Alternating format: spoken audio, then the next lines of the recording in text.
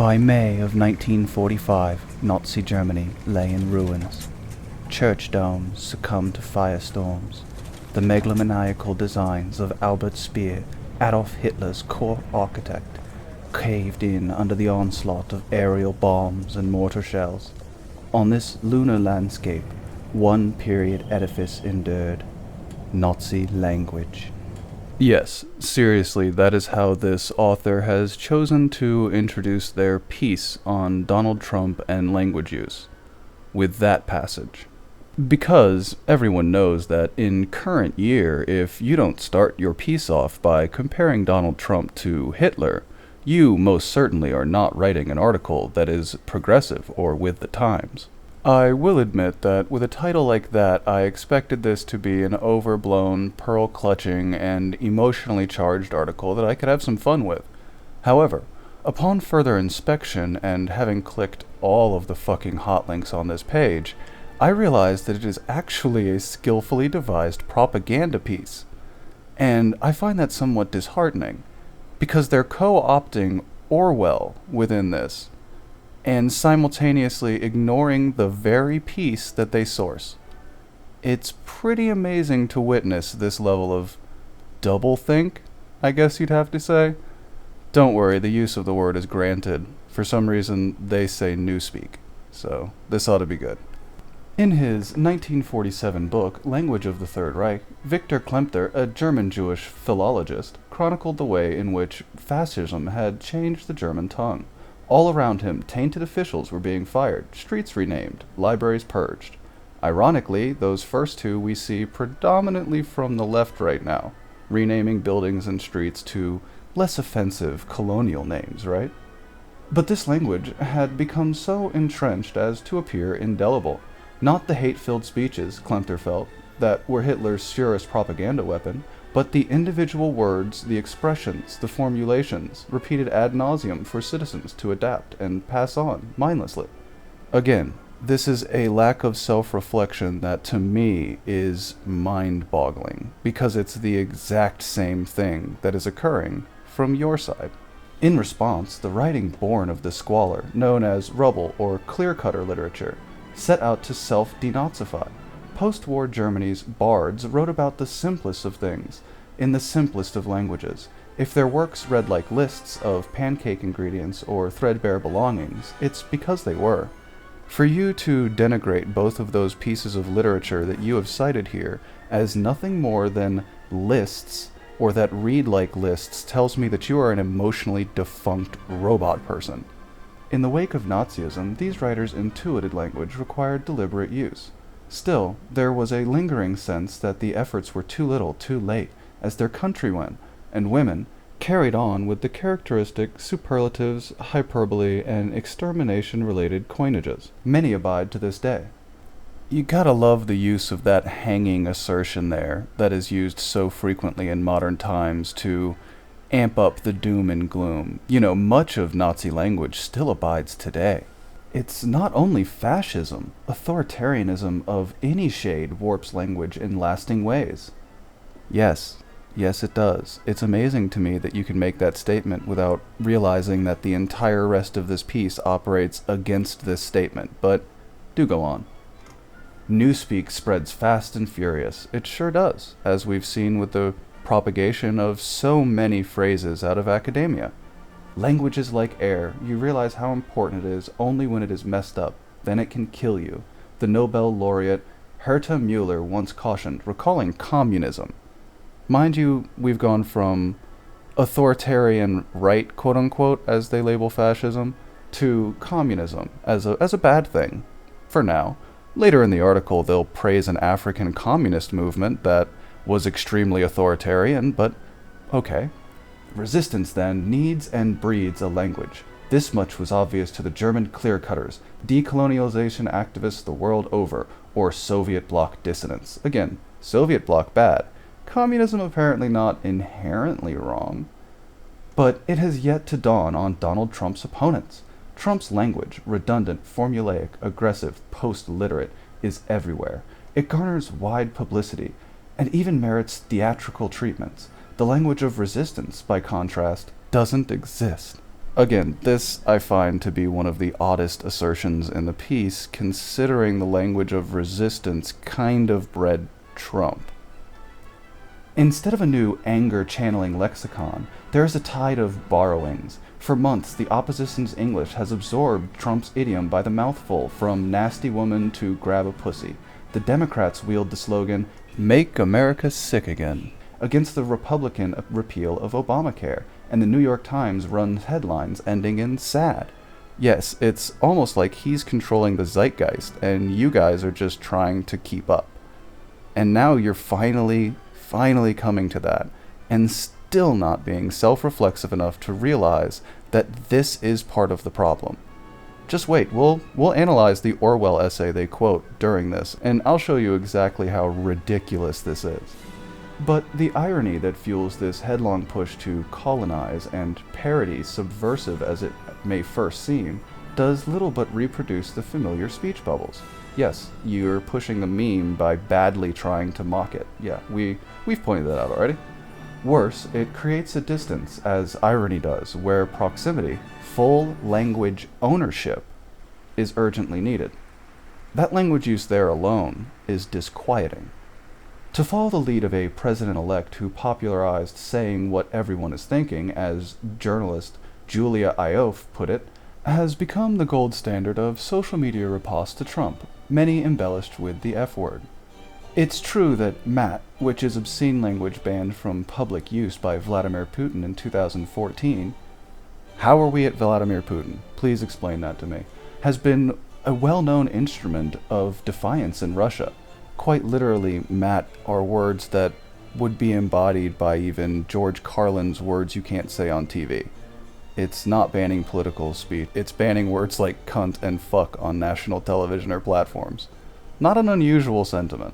But with enough Russian imports to go around, America must devise its own expression of dissent. If history is any indication, it can't be the repurposed language of Trump. Whence the obliviousness to this need? It's possible to chalk it up to America's inexperience with authoritarianism, although this should be to its credit. But the real reason is infrastructural. Wait for it. Compared to most other places, the country pays little heed to language. Outside the educators' associations and loan initiatives, no academies, institutes, or advisory boards propel the topic into the public sphere. So you're advocating that we should have an advisory board for language in America. Excellent. Not since H.L. Mencken has thinking about the American language, its diversity, its emancipatory potential, garnered nationwide attention. And he died over 6 decades ago. It's almost like it's not that big of a problem in America. Why are you so invested in how Americans use English? I'm not invested in how the UK does, so... Instead, the burden of thinking about the issue has fallen to immigrants and minorities. Oh, of course, we had to get them in the conversation somehow. Language has been on their minds at work, at home, and even abroad. Well, yes, when you're in another country talking another language, language tends to be on your mind, yes. In 1979, James Baldwin pondered parlaying black English into power while in France. People evolve a language in order to describe and thus control their circumstances, or in order not to be submerged by a reality that they cannot articulate, he poignantly observed. So, by the way, in some of that essay, towards the end that they're citing, he basically says that it's racist to try and teach black kids to speak quote-unquote proper English, and we should embrace that they just speak African-American vernacular English. That's just what their language is. We should just respect it and learn it ourselves. Oh wait, no, he also says in that essay we shouldn't learn it ourselves because it was a language invented to conceal the motivations and behaviors of the African-American population from their white oppressors, so kind of on the fence there. The way out now is to stop outsourcing and establish that language matters for all Americans, always, but especially in radical moments of transition in governance. Not occurring. Inspirations for affecting the political winds by changing the language need not come from Europe. Of course, that would be racist and Eurocentric. In 1983, in the small West African nation of Upper Volta, Captain Thomas Saranka was aided to presidency by a military-led coup backed by a leftist coalition. We're not going to read all that they write about Sanka. Just know that this is where they're supporting, in soft language, a military-led coup by a communist dictator. Not to say that he didn't do good things when he was in power, but hell, that could be said of almost every dictator. Is that not true? It's also not to say he didn't do horrible things while he was in power. But it's just to show that their language use, even within this article, is the dishonesty that they were warning about by citing Orwell. And mind you that they pick up almost immediately with him being assassinated in 1987 by his elite political enemies, including his former army comrade, who ruled for 3 decades. Again, one coup disposed by another coup. However, one of those coups was good, and the other was bad, as defined by this author of the article. Vocabularies of resistance have germinated among US-based progressives, isolated though each instance remains. Reverend William Barbers has repeatedly called for a new moral language, of course that's nothing like newspeak, to aid with the nation's moral defibrillation. Bernie Sanders' presidential campaign rhetoric skewered the oligarchy and billionaire class. Native American protesters against the Dakota Access Pipeline have brought water protectors into everyday parlance, and Black Lives Matter is now both a rallying cry and a movement focused on the struggle for black and all people's liberation. I like that you at least give lip service to the concept that it's for all people and not utterly obsessed with one race. And I like how all of those are examples.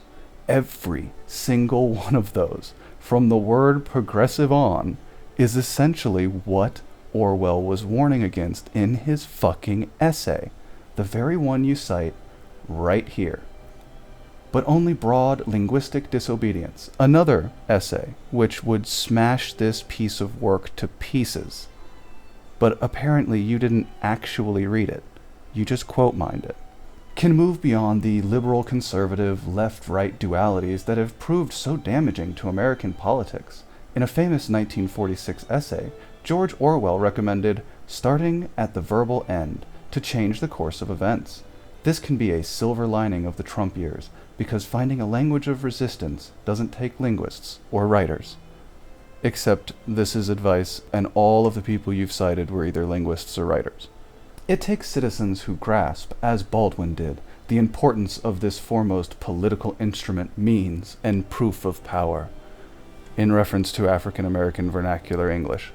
Proof of power. Excellent. We're going to move on to the actual Orwell essay, and I'm just going to go to the bottom. I'm not going to read the whole thing. I did, and I'm going to link it, and goddamn, I hope you guys read it, because it smashes the shit out of this article on its own. And they cited it, and they linked to it. That is how much confidence they have that their own readers aren't going to click the links. But before I read just his list of the top things to remember and the basic rules of his rhetorical game, I would just like to point out that he lists among meaningless words, or, and I quote, other words used in variable meanings in most cases have more or less dishonesty are class, totalitarian, science, progressive, reactionary, bourgeoisie, and equality. Those are the words he thinks are used most often as dishonest slip words. But his actual list of rules, 1 through 6, are as follows. Never use a metaphor, simile, or other figure of speech which you are used to seeing in print. Well, they've been harking on just a handful of metaphors, similes, or figures of speech that everybody has seen in print constantly. Never use a long word where a short one will do. They absolutely don't follow this rule, and they flower up their writing to the point where it reaches absurdity. If it is possible to cut a word out, always cut it out. Again, I would say that they do not follow this rule. Never use the passive where you can use the active. Again, this is strong writing here. Never use a foreign phrase, scientific word, or jargon where you can think of an everyday English equivalent. Well, you absolutely don't follow that rule. Break any of these rules sooner than say anything outright barbarous. Well, I would say, in light of the way that they speak of men and white people, and the rabid way that they talk about Trump supporters at large, they aren't following this rule either. I mean, Jesus, you couldn't even keep it straight within the article. Guardian, get it together. Seriously, guys, I'm gonna leave a link to this. Click all the hot links. Go to the George Orwell essay. Read it in full. Realize these people obviously didn't, and obviously have no actual vested interest in winning this. They're crashing themselves into the ground. But that's it for me, ladies and gents. I hope this was at least moderately entertaining to watch the mental gymnastics that I've brought to you today. It was good fun for me, and as usual, stay safe, good luck, and goodbye.